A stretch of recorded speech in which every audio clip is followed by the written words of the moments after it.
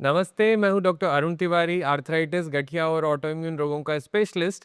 हमारे पिछले वीडियो में हमने जाना कि गाउट क्या है, इसका डायग्नोसिस कैसे किया जा सकता है और अब हम साझा करने जा रहे हैं आपके साथ कि गाउट का ट्रीटमेंट कैसे किया जाता है। गाउट के इलाज को हम 3 भागों में डिस्कस करेंगे।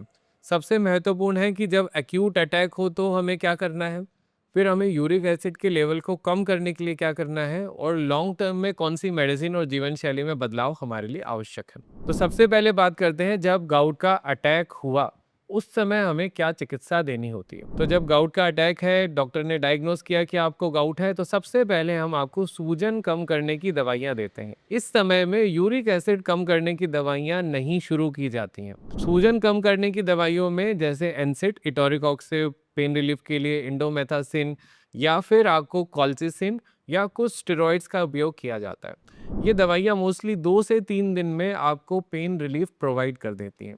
यूजुअली इन्हें 15 दिन तक दिया जाता है ताकि आपके पूरी तरह सूजन जो है वो चली जाए।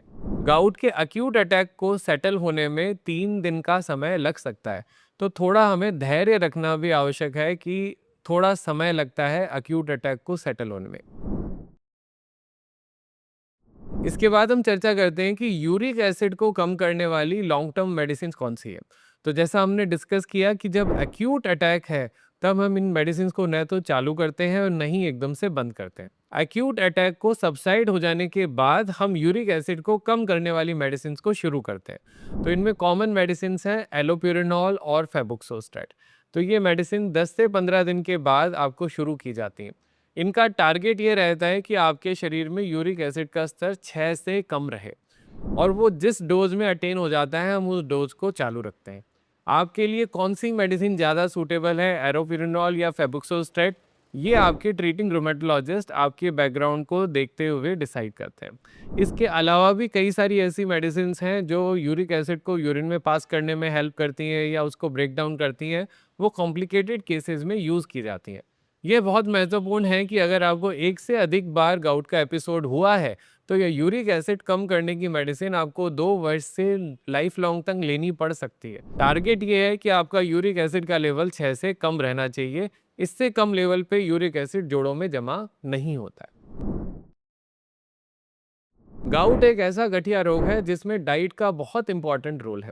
तो हमें ये ध्यान रखना है कि क्या खाद्य पदार्थ खाने से शरीर में प्यूरिन या यूरिक एसिड बढ़ सकता है। इनमें सबसे महत्वपूर्ण है रेड मीट को अवॉइड करना, ऑर्गन मीट को अवॉइड करना, कोल्ड ड्रिंक्स और बियर को अवॉइड करना। ये हमारे लिए सबसे महत्वपूर्ण है।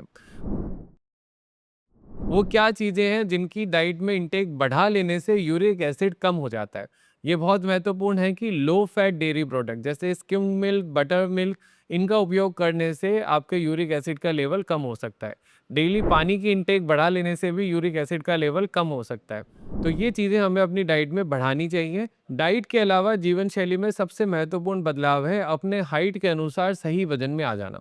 वजन कम होने से यूरिक एसिड स्वतः ही कम होने लगता है और आपकी यूरिक एसिड कम करने की दवाइयों की डोज भी कम हो जाती है और कई बार बंद भी हो जाती है। एक महत्वपूर्ण प्रश्न है कि गाउट के एपिसोड कई बार ट्रीटमेंट लेते हुए भी बार बार आने लगते हैं।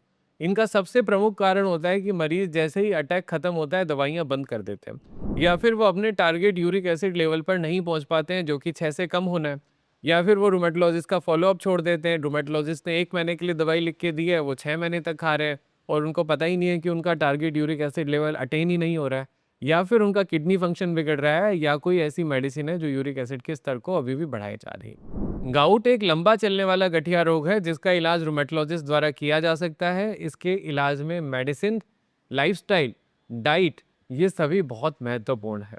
अगर आपको ये कंटेंट अच्छा लगा हो तो जिन्हें इनकी आवश्यकता हो उनके साथ शेयर कीजिए और ऐसे ही यूजफुल मेडिकल कंटेंट के लिए हमें सब्सक्राइब कीजिए।